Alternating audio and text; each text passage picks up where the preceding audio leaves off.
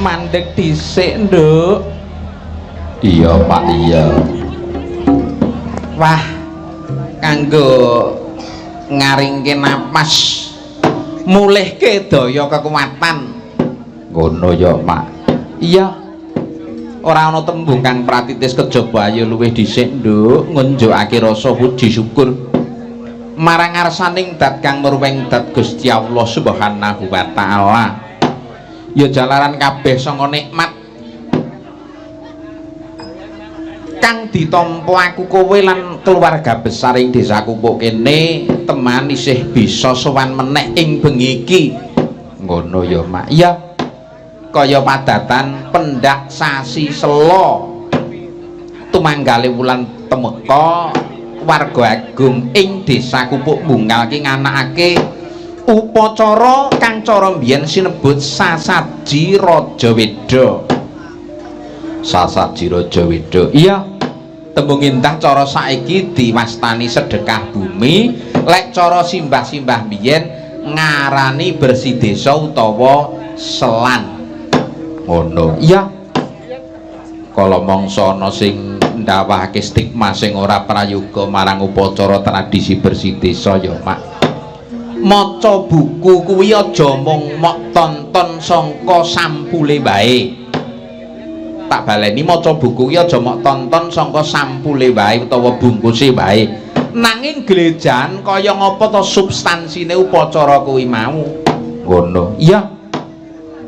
Aku ki nekseni kok, Nduk, yen to keluarga besar desa Kupuk kene ora tida-tida. Najan to pancen kaya didhawuhake Mbah Lurah Agus mau, taun iki rinasa rada prasaja.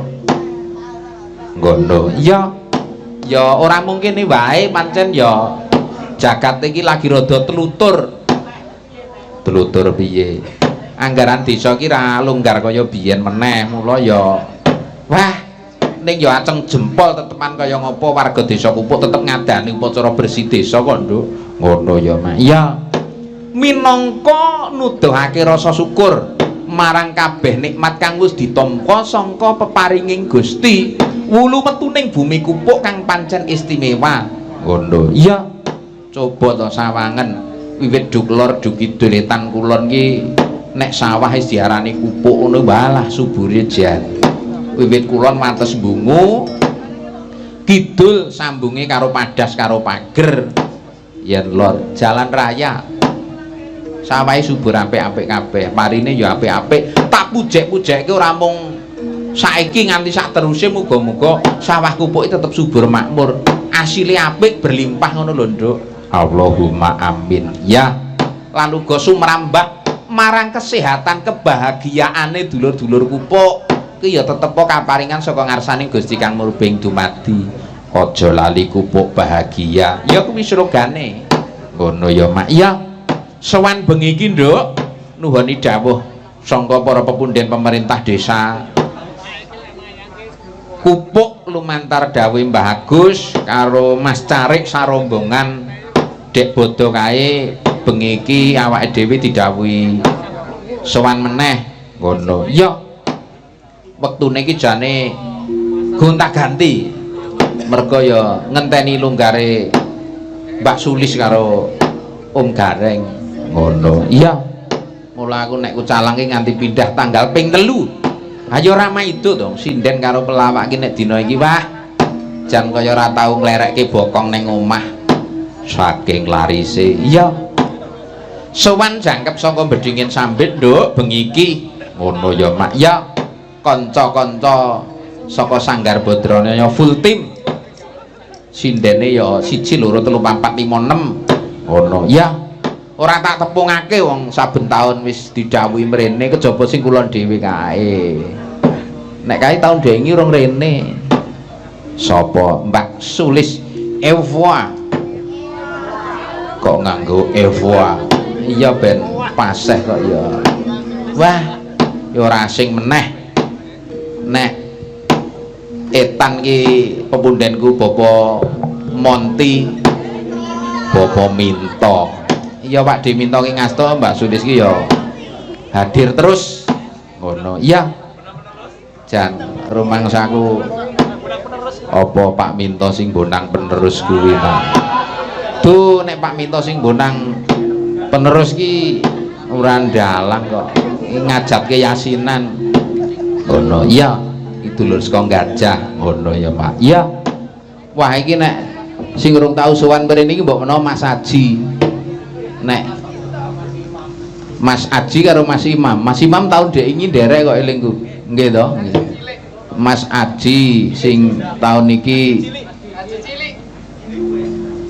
napa teko oh ladalang ruwat saka ngendut ki maya teko jebule wah siap aku lek dipengestoni Didin ini berbangga diri aku tenan jan tenan iki wes juragan blangkon saka Balong arep ngejob saiki rawani ya Mak iya ngono jan sibuk karo le ngurusi pelanggan blangkon kok ngono ya Mak ya wah tenan iki ya dimeriahkan karo Delayan Campur Sari putra daerah iya iki terus mijil saka Laladan Kupuk ngono iki uga disiarake secara langsung Nduk live streaming ya Mak iya iki saka Juve Multimedia Record banjur media desa Kupuk Bungkal mau yono Alexa Channel betul?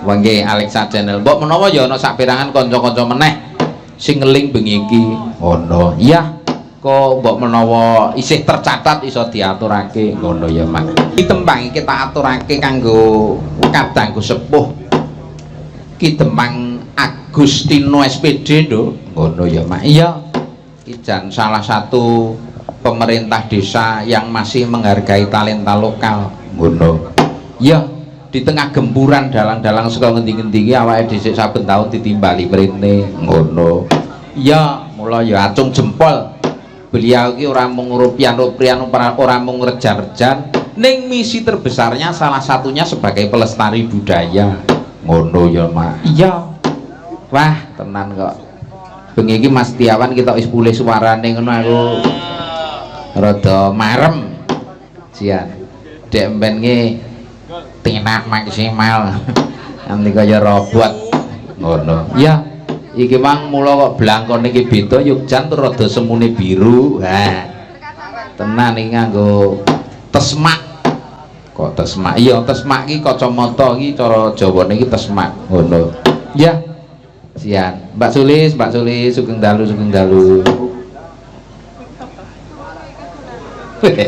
nggih sian nggih sugeng dalu Mbak Limbo macange nggih sugeng dalu Mbak Sulis wah pun sawetawis dangu nggih mboten pinanggih nggih ampun padahal nggih nembe sak wulan lho nggih oh ndak dicaleng ki panjenengan ki ra enjuh terus lho kono ki ramene ram marai wayangan nggih pangestunipun Mas Dalang sehat nggih Pak Sulis nggih sehat alhamdulillah iso ketemu malih kali dulur-dulur Ponorogo nggih mula tak sawang sing bonang iki begitu panjenengan munggah kita weh guayane kita lek mengagumi ngono saja iki napa nggih to oh nggih ndek mben diaturi minggah panggung napa wayahe goro-goro kudune bawa caping gulung kok bawane Sulis Mbakung napa nggih to diaturi kok mang tanglet piyambak to niku nggih mengke kula cubite wah iya ra enjuh turu mengke jan matur nuwun injih sami-sami luar biasa Bu Marti juga sudah siap matur nuwun kalau mau Sabiantu diega sore mau ki ana ekstra nduk ngono iya sing mucuki nek cara mbiyen Mas Ega ki murite pepundhenku Bapak Guruku Ki Senroyetno Carita iya ki wis pirang-pirang taun nggone ning sanggar mula ya wayangane iki wis ketok bergas janto iki mau mung fragmen cakilan ngono iya taun ngarep ku ditingkatke meneh ngono ya Mak iya iki ya sing tengene meneh iki Mbak Rani iki Mbak Yukus Konambak Mbak Marfuah terus Mbak Hani saka Gajah lah sing kene dhewe iki astronot saka Pulau Munggu sapa Vela ngono iya jan iki samben iki karo nyeles capar kambil ngono iya dek iki brand ambasadore pecel puling lengkong ngono iya iki kanca-kanca isih siaga kabeh nduk ngono iya iki saurunge ngunggahne Mas Gareng saurunge ngunggahne Mas Gareng iki sing alus-alus dhisik mijil ketoprakan nduk sapa Bu Marti monggo Bu wis diaturke ya nduk iya mak ben krasa alus-alusane luwih dhisik ya bar ngene iki terus ngunggahke Gareng ngono ya ning sadurunge aku arep ngaturke nawala-nawala sing wis diparingake nduk ngono ya mak ki coba tak aturke dhisik ki ana lumantar WA saka Mbak Mamik Seli Sugeng Ambal Warsa matur nuwun nyuwun kanca tani nah nggih mangke saged pun aturaken setunggal bagus setunggal lajeng menika wonten malih Pak Rohadi Semarang nderek nonton live streaming lumantar YouTube nyuwun langgam saya tresna ingkang nyekar Mbak Sulis oh ngaten nggih iki ado-ado saka Semarang iki rombongan saka Pawon ya nyuwun lagu lho dicampur sari setunggal negara angin nomor kalih bukit berbunga di kleru nek ku maca iki bukit berbunga kru dapur nggih mangke saged pun aturaken setunggal bagus setunggal namung diaturke sik Pak De Gareng tralala gatra manajemen nek aku WA ke ngono sepisan balesane anu diblendrongke Mas Bawa diblendrongke nek iki jan luwes tenan iki nggih monggo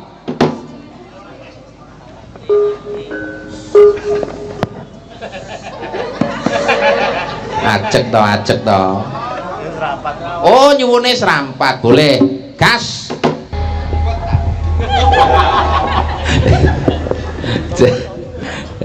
Jan, sugeng dalu Mas Gareng. Tes, sih sugeng dalu Mak Cangik Mbak Limbuk. Nggih. Kanjeng sugeng dalu njeng. Sugeng dalu matur nuwun sanget. Sugeng Ambal Warsa nggih njeng. Nggih matur nuwun. Ingkang kaping 8 dasa sekawan.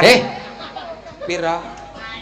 Pinten njeng? Ayo tuyuk-tuyuk nek 8 dasa sekawan. Lho maksude iki alhamdulillah 50 menika punan. Oh, lagi 50 to njeng. Nggih. Kaya tuwa lho. Kaya 47 lagi.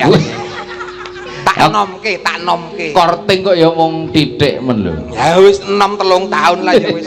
Alhamdulillah. Nggih. Alhamdulillah njeng dalu niki sowan neladi nderekke Kanjeng Purba, Kanjeng Raden Tumenggung. Ampun dawa-dawa niku. KRT. Pun nek ngesor mawon niku. Nggih. Padha KRT-ne lho. Nggih to. Lho lha panjenengan KRT Kanjeng Raden Tumenggung. Nggih. Kula ya KRT. Napa-napa niki? Kartonyo. Malah kaya lagu. Matur nuwun, saged sowan leladi wonten Kupuk lapangan Desa Kupuk, Kecamatanipun Bungkal, Kabupatenipun Ponorogo. Wah, ten Bungkal niku pun makaping marambah kula. Wah, nggih to. Nggih, ning nek enten Kupuk nggih nembe pisan niki dalu niki nderekke panjenengan. Nggih, alhamdulillah. Lho wanti-wanti kok Mbak Lurah kan pirsa panjenengan wonten mriku nika terus Mas pokoke nek ra Mas Gareng tralala tenan aku ora. Mula tanggalé bolak-balik niku nggih Mbak Lurah niki. Pak Agus niku to? Nggih. Oh, dadi tresna kalih kula. Oh, saestu. Pak Agus kepala desa. Nggih. Wonten ing Kupuh mriki. Kupuk niki nggih. Masyaallah. Saestu. Dadi sampean pindah tanggal kae mau ngenteni longgarku ngoten. Demi panjenengan. Lah garenge jenengan nang ngendi? Wis ndek ingi. Oh, ndek ingi. Ndek ingi. Iki tegese gareng ki akeh. Nggih. Ning Pak Agus tresna kalih kula karena Pak Agus Pak Kepala Desa kuwi ngugemi azas Pancasila sila yang ke-5. Keadilan sosial bagi dagelan seluruh Indonesia. Niku hebate Pak Agus. Rataaken kok ya. Wah, tenan kula sowan mriki nembe pisan niki ning rasane pun kerasan banget Nggih. Engke mergo gupuh aruh lungguh napa dene suguh sing diparingke saking pemerintah desa Kupuk mriki Pak. Dasare wah piyayine grapiak luar biasa. Saestu. Beliaunya ini piyai budaya saestu kok. Nggih. Dulu seniman reog, gitu. Terus mriki niki beliau juga mendirikan jaranan. Dadi mriki niki keseniane ngrembaka nggih. Komplit Reog wonten. Reog wonten, jaranan wonten, gajah wonten, unta ugi wonten. Jarane enek. Jaranan enten. Gajahe enek. Gajahe enten. Untane enek. Kaya Gembira Loka nggih. Lah iya ta. Elok niki. Nggih. Ngrembaka wonten Kupuk mriki. Saestu, nggih. Kira-kira inovasine sekejaba jaranan, gajahan, nggih. Terus untonan. Nggih. Sok ben ki apa meneh Mas kira-kira? Odrot. Odrot ki apa? Musik odrot mriki nggih wonten. Napa? Musik. Musik nggih, musik odrot namine. Musik odrot. Itu asli Ponorogo. Kados nika ngagem napa namine kados saksofon ning gedhe nika kalih bedhug. Oh niku jenenge odrot. Nggih. Kacariyos rumiyin tinggalanipun Inggris nalika njajah Indonesia. Ngaten ning tesih ngrembaka enten mriki. Tasih wonten. Alhamdulillah. Tegese warga masyarakat wonten ing mriki tresna karo budayane dhewe lan adat tradisine dhewe sing taksih lumampah. Leres. Tak saben taun tetep wayangan. Gelar wayang wonten lapangan mriki. Nggih. Hebat warga masyarakat. Luar biasa saestu kok. Nggih. Wah remen sanget. Mung mawon niki kabar sing kula tampa. Pripun? Pendak taun dagelane gonta-ganti. Nggih. Gini kok sila kelima nih kok. Langke. Keadilan sosial. Gonta ganti. Mula iki ya wengi iki sok taun ngarep ketok wis ora nek pangarep-arep. Nggih mengki diganti karo liyane supaya kabeh entuk rejeki. Nggih. Adile Pak Agus ngoten niku lho. Nggih mengki ganti jenengan karo kula ning desa liyane meleh ngoten kaya. Taun ngarep sampean ora nang kene, Pak? Nggih ten mriki biasane. Oh lah nggih. Tetep sampean teng mriki, Mas. Oh, sampean ki nang kene iki arep ditanggap ngantek kukute jaman kok, Mas. Maksude gitu. Sasi Sela niku cara Ponorogo saben dalu rumiyin lho rumiyin. Niku enten wayang terus. Terus nggih. Pancen bersih desa adate nek cara Ponorogo niku setunggal sasi Sela, ingkang kaping kalih sasi Sura. Nek cara kilen Rasulan. Nggih, ngaten niku. Niki pendak taun. Nggih, saben taun. Wonten. Tidak hanya di desa Kupuk tapi juga di desa-desa yang lain. Berarti ngrembaka. Alhamdulillah. Ngrembaka hebat. Oh niki 2 kilo keng mriki niku nggih enten gareng lho niki wau. Enten apa? Enten gareng. Wayang to. Wayangan saestu. Ning kabare rame mriki, Mas. Rame mriki bakul-bakul niku dodol nek ora ning Kupuk wegah. Mergo ngerti masyarakate Kupuk ki masyarakate sugih rejeki. Tur gelem ngrejekeni marang bakul mula dititeni saben taun Kupuk duwe gawe wayangan bakul ngebyuk wonten mriki Mbak. Tepuk tangan untuk Kupuk.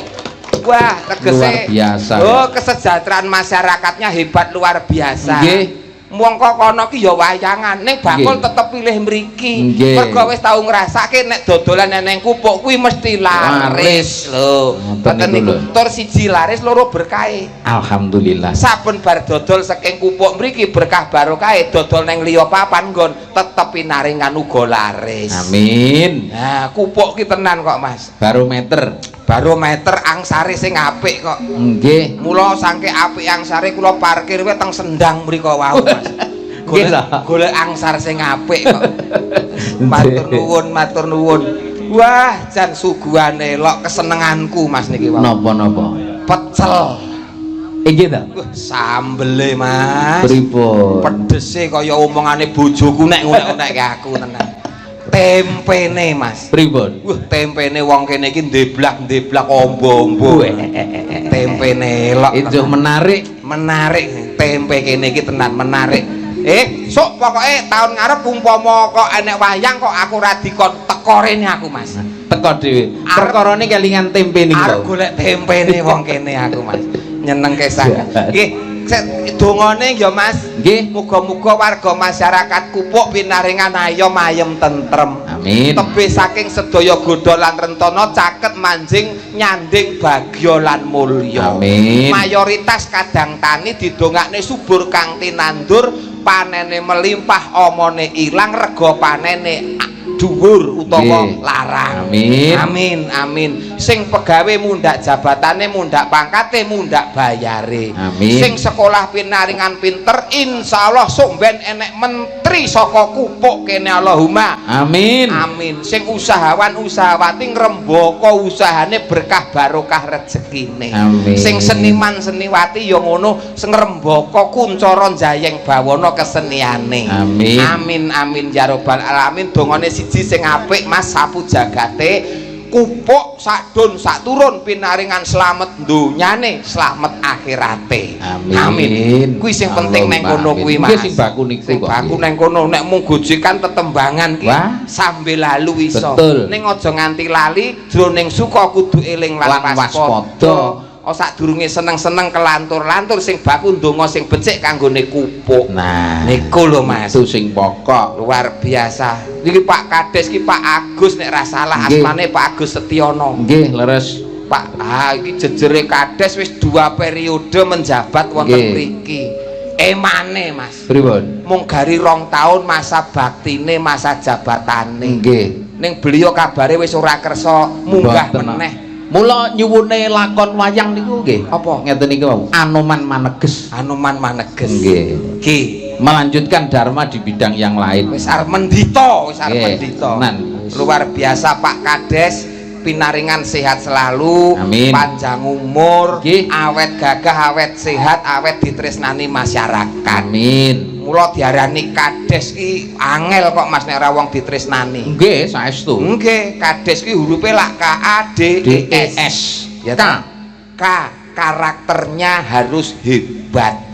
Jadi beliau itu punya karakter sebelum memimpin jadi kepala desa wis mengabdikan diri di desa Kupuk. Betul. Niku akale kudu pinter, mergo nata ora mung sak dusun ning pirang-pirang dusun sing Nggih. manggone ana desa Kupuk. Mriki niku kathah kok dusune. Lah, Kami tuane 8 napa 7 ngoten lho. lho malahan to. Nggih, desa besar ini. Lah nggih niku D. dedikasi diri untuk masyarakat. Jadi waktune nyaris entek nggo ngomong masyarakat. Betul. Niku ekonomine kudu mapan. Nek ora mapan wong saiki iki dana desa ki ora enek, Mas.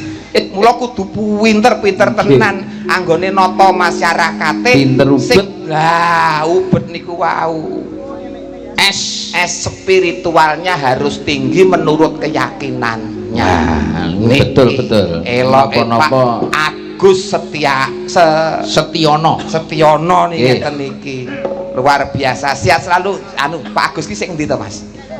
Kok aku ki wis munamus mutar matur Pak Agus. Nika lho lenggahe wonten kursi mriku. Urung ketemu kok karo Ingkang rikmane gondrong. Mula aku ki penting kudu ketemu wong nyawaku wengi iki ya ning Pak Agus kuwi kok.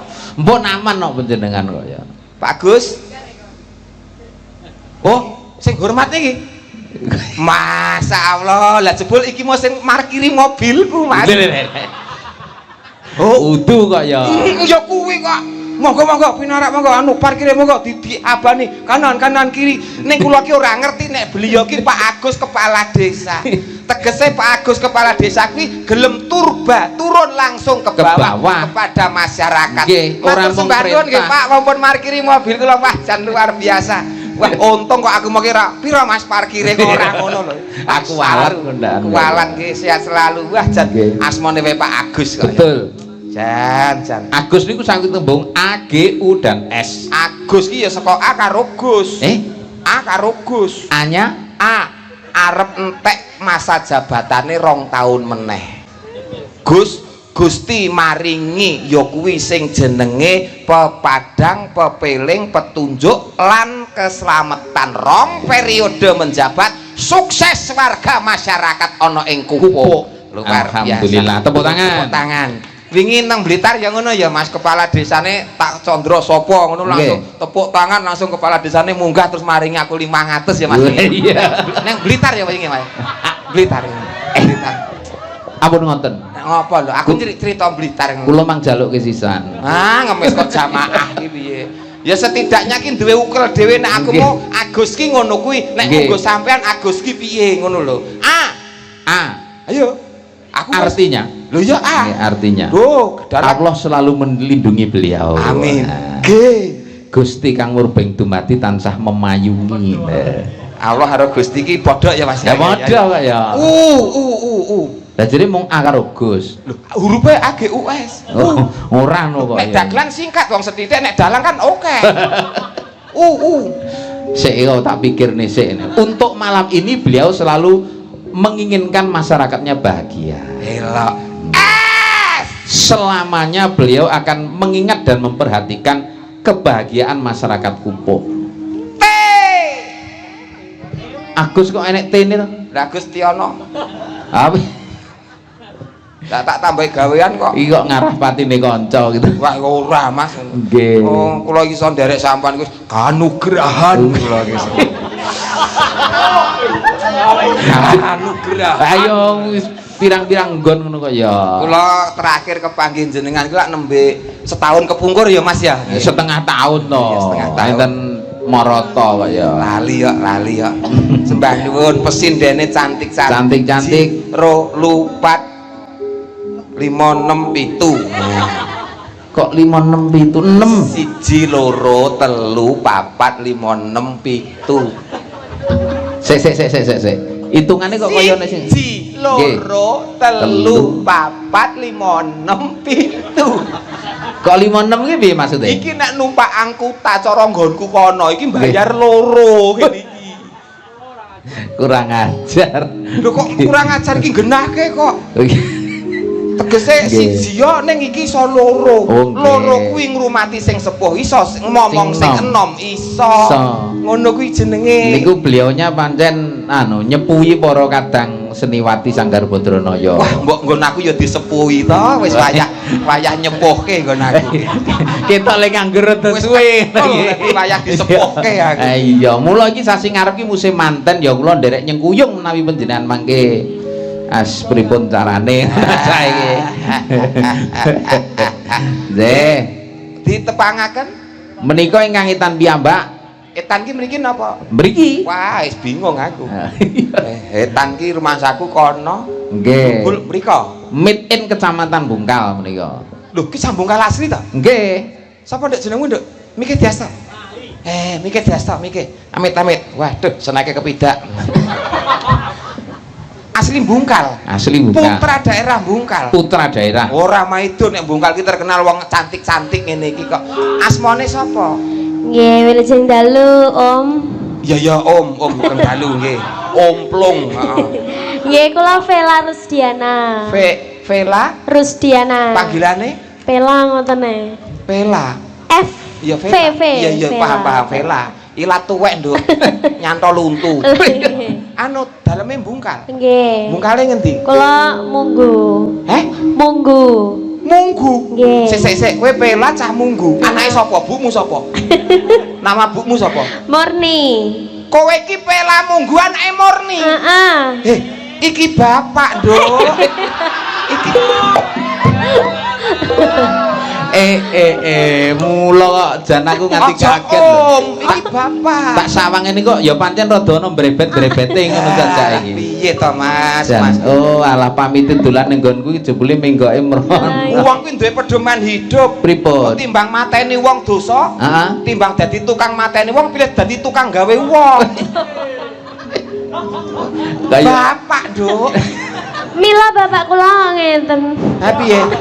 Lah piye kok mila ngeten ngono maksude iki apa ora bejaji ngono.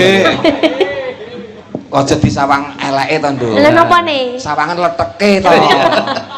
Kok Mila. Jan. Vela. Ijik sekolah.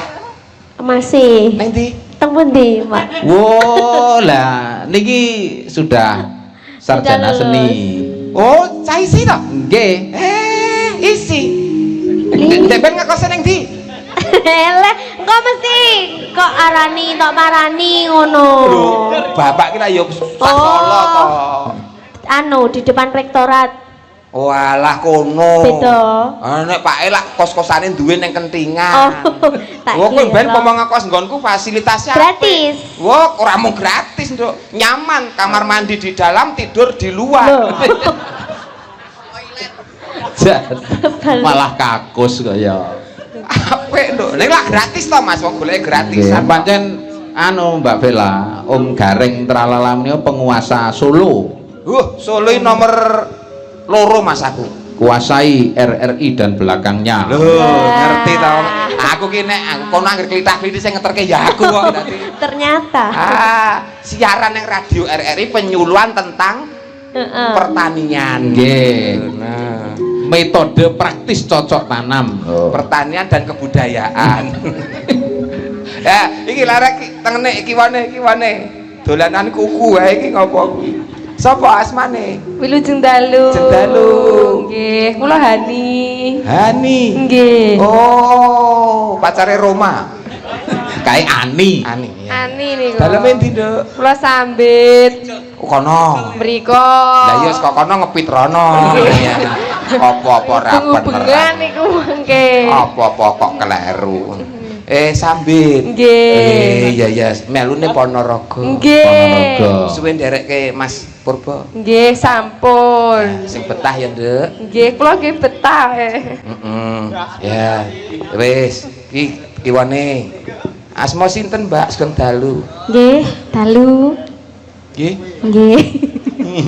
Kentir apa sidenmu? Kenapa apa guyu dhewe? Lagi lulus kok ngene Pak Purnomo iki kok. Walah. Asma sinten? Nggih, kula Marfuah. Oh, Marfuah. Nggih. Marfuah mutmainah. Mboten damel mutmainah. Oh, Mbok Mut. Ya. Daleme endi Mbak Kula Balong. Balong. Ngerti. Masa ampun lali. Sinten jale? Kawong panjenengan kangen tempe Ponorogo iki tempene Marpuah kok iso lali iki lho. Aku ngono lho, Mas. Iya. Ngomong nek Marfuah teko aku lak ya golek ganti liyane iki mau. Oh iya. Lah ngopo? Isen katokku sing keri nggonmu ijek mbok rumah. Wah, tahu ketangkep karo iki kok. Weh, sehat. Wah, gelangan. Wah, nganggo katok cepet-cepetan. Kleru. Sing tak nggo kleru. Wah, tak nggo mlayu ra enak, Mas. Bareng tak tilik, wah enek bordirane. Marfuah ya, balong ya, Nduk. Nggih. Sehat selalu ya. Alhamdulillah. Aku cek nyimpen katokmu training kae. Nika Enek tulisan Niku katoke mbokku kowe. SMP Muhammadiyah Ponorogo. Sik tak simpen kae. Jahat. Iya, Marfuah. Matur nuwun ya, Nduk. Nggih. Sing iki tambah kentir enek wong tekok guyu dhewe iki. Sugeng dalu. Malam Pak De. Asma sinten? Kula Rani. Hah? Budek ngene tibake. Kapok ora? Kuping tuwek. Iki ngene iki suwe ra tak reksiki. Biasane aku nek ngresiki nganggo anduk cilik mlebu kuping tengen tarik kuping kiwa. Bayu kuping kok terowongan. Loro-lorone. Arep manggon apa piye? Mah. Asma sinten? Rani Pak De. Rani. Nggih. Ngendi daleme, Nduk? Mriku. Keneng kantor desa kene. Kula asli Bungkal. Niku nggih bungkal. Oh, Bungkal. Nggih. Ya, nggih. Pun. Pun Mas, matur nuwun. Sik to. Napa to? Masih ada 1 2 kok. Piye to? Aku wedi, Mas. Lah pripun? Persis sing nang omah ya. Kuwi urung nek nesu, Mas. Iya. Ku nek nesu mekrok meneh, Mas. Aku wedi nek ngene iki tenan. Nggih, kula nuwun sugeng dalu Kanjeng Ibu. Sugeng dalu. Asma sinten? Dalem Sumarti. Sumarti. Suwargi. Sumarti kok. Sumarti. Oh, Ibu Sumarti. Nggih. Ngapunten iki budhek tenan jebule iki. Bu Sumarti. Iya maratuwamu ngene.